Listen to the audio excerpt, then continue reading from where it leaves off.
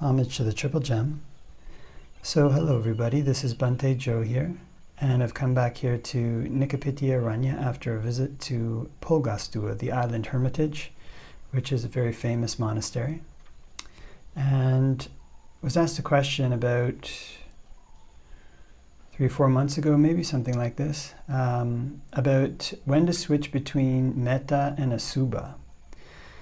So the Buddha gave many different meditation topics, and each of these topics is seen as a kind of medicine for a particular illness in the mind. The word that the Buddha uses is escape. It's nissaraniya. Nissarana means escape. And when we take a particular medicine, if we take it for too long or we take it in too high of a dosage, we take it incorrectly, then they call side effects of the medicine can pile up. You might be taking, I remember when I was young, I broke both my wrists and they kept prescribing me Tylenol 3s. I don't even know if they still prescribe those or how popular they are now, but they were 1 dose up from Tylenol 2, I guess. Better than over-the-counter Tylenols. And these Tylenols, when I first started taking them, it was kind of no problem, whatever pains I had from breaking my wrists would go down. But gradually, as I kept taking them, I noticed like discomfort in my stomach, increasing discomfort, and then eventually I think I started to just become completely intolerant of them, maybe even vomiting or something like this. So when we take a particular medication, when we take a particular medicine, there is the main effect, whatever we're trying to counter, in this case pain, but there can also be elements of that medication that build up in the system and cause effects that we don't necessarily want, we don't necessarily like.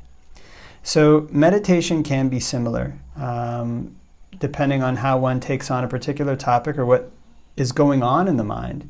Then as one practices a particular topic, the main point is whatever defilement that topic is meant to counter. So if it's Asuba that we're practicing, then it's meant to counter lust, it's meant to counter attachment to the body. If it's metta that we're practicing, then it's meant to counter hatred. But these things can build up other qualities, the side effects of these meditations. And these side effects are what one wants to watch out for. So for Asuba, if one is practicing that, then there can be a kind of like depression that can build up slowly in the mind, or a kind of feel like a strange feeling that builds up slowly in the mind.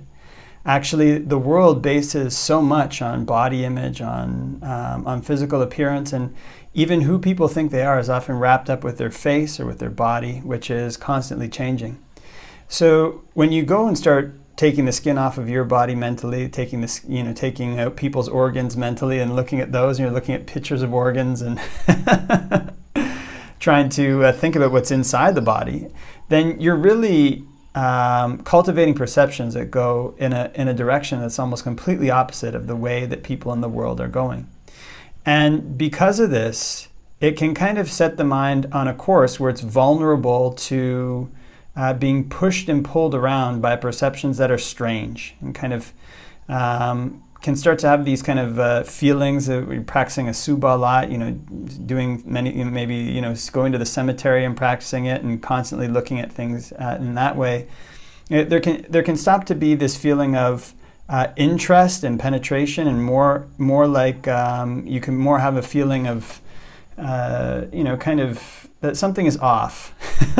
Like if somebody sits in meditation and they're, sitting with, in a half lotus or full lotus or whatever it might be, with their legs crossed or, Burmese style, then if one feels a little tweak in the knee, it might be nothing big, but it also might be an indication that the knee is getting damaged. And, over time, that tweak grows larger. If you ignore it, then something might tear, and then that's a problem.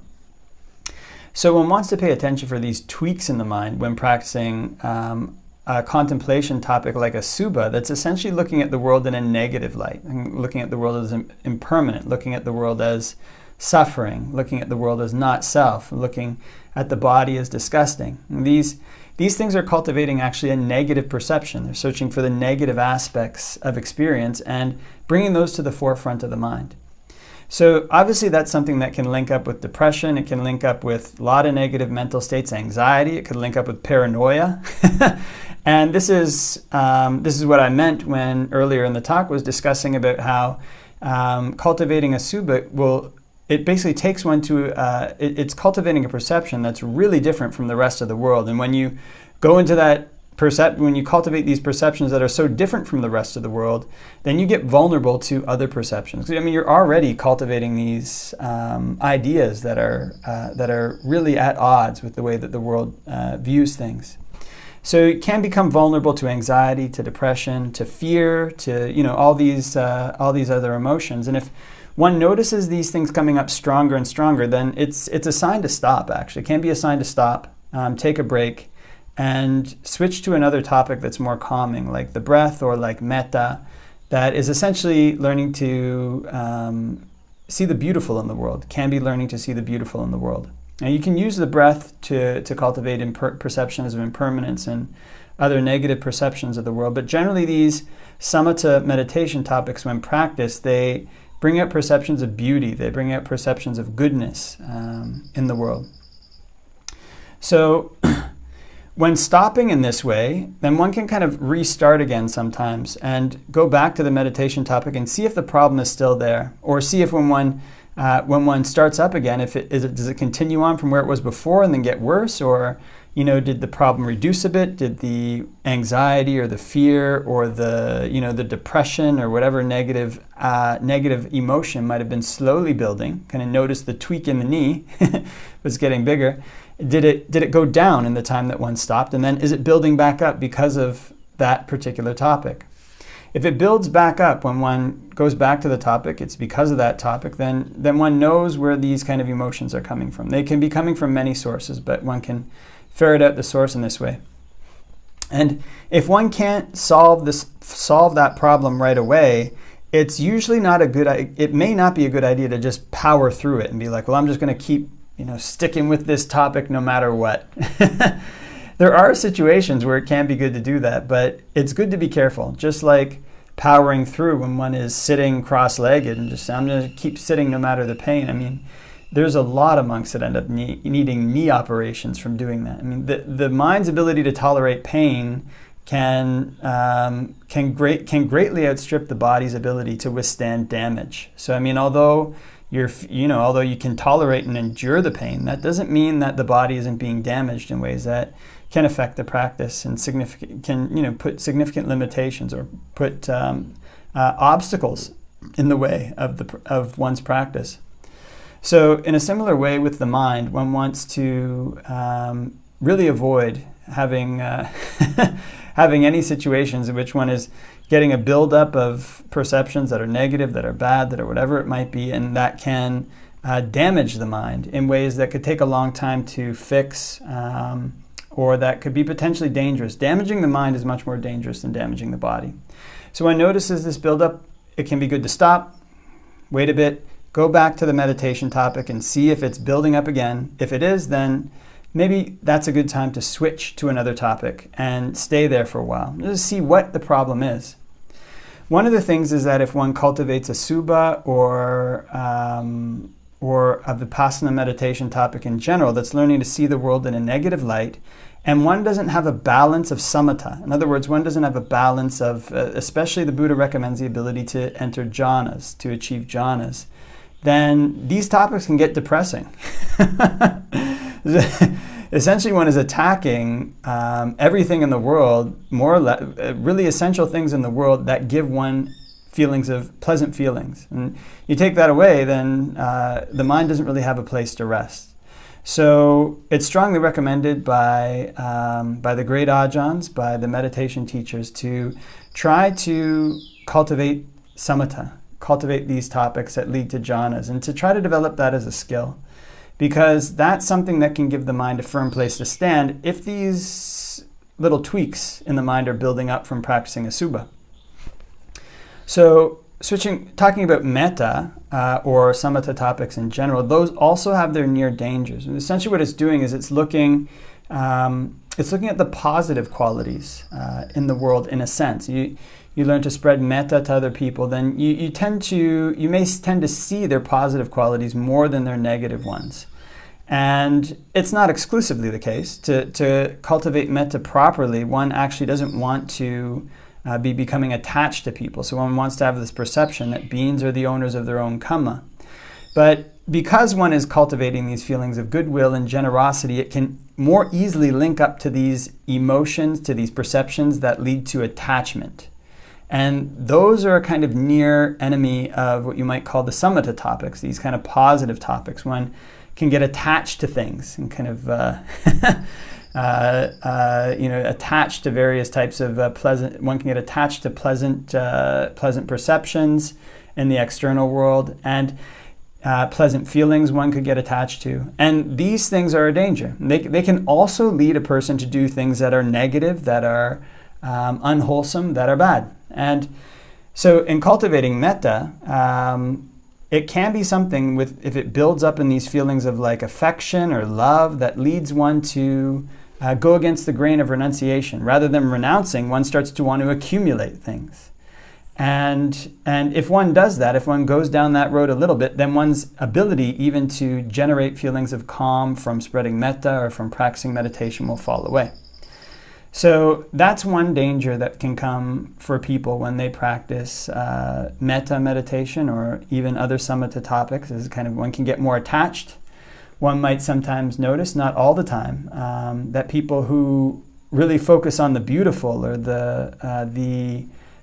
really, if one focuses in on the present moment consistently, things can start to seem quite beautiful. And if people have that as their main meditation topic, not always, of course, and there's many examples to the opposite, but one of the dangers is one can get attached to beauty. Not just beauty in the body, but beauty in beautiful things, beautiful houses, beautiful cars, well-arranged meals and food and these things. And to the extent that one rushes out and indulges in those will undermine one's practice of samatha, of staying in the present moment.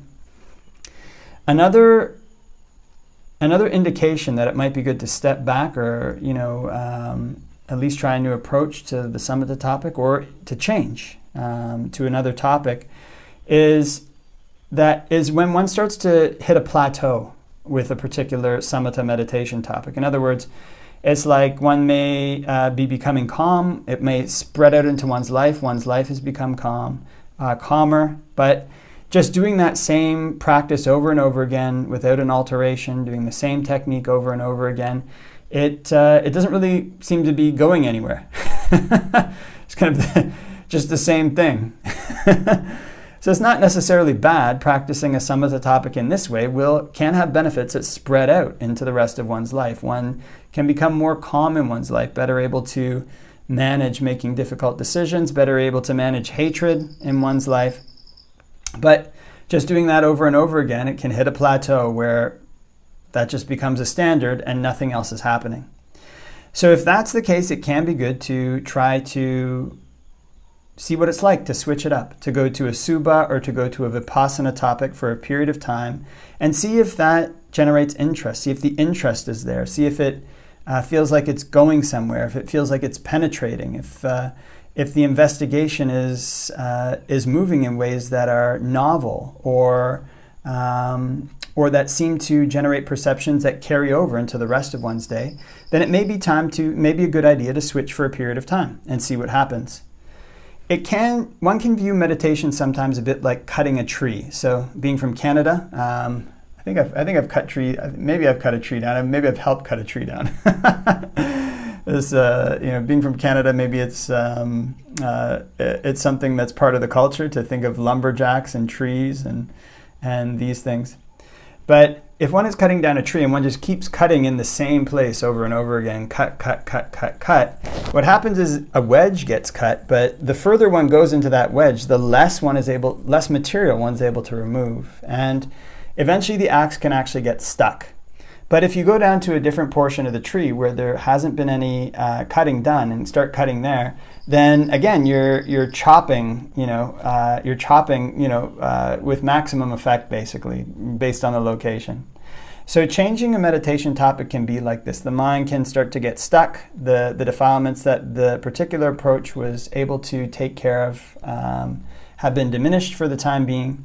And if one just keeps doing that, the ones that weren't diminished, they continue to resist.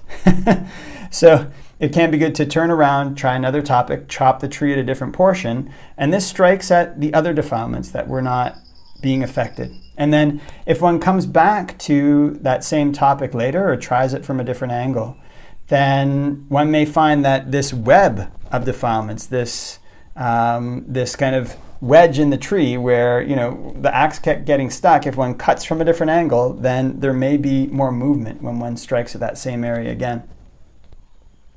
So it's good to know what the near enemies, what the side effects of these meditations are, and watch to see if they're building up in the system. And to watch to see if they're going to a place that's dangerous, like depression or anxiety or fear in the case of these Vipassana topics, or to attachment or love or sensuality in the case of samatha topics. And if they are, then that can be an indication that it's time to try a different topic for a bit, switch for a bit, and see if it's going better. And especially if one's meditation is plateauing, it's not really going anywhere, that can be a very good sign to try at least approaching it in a different way, and if not, changing topics. The Buddha gave all these different topics. They say 40, but there's many, many different topics that one can use to cultivate perception. There's different topics that one can use to cultivate faith and cultivate samatha. And these are medicines for the mind. They're things that counter sicknesses in the mind, counter defilements in the mind. The Buddha calls them a means of escape. But just like medicines, they can have these side effects. And so one wants to make sure that one is using them in the proper way to cure the disease. And one has to be the evaluator of that oneself. One has to be one's own doctor to see actually whether the diseases of the mind are going down. And that's the evaluation of success in one's meditation, whether the diseases in the mind are going down, one's defilements are decreasing, one's good qualities are increasing, and the mind is becoming purified. It's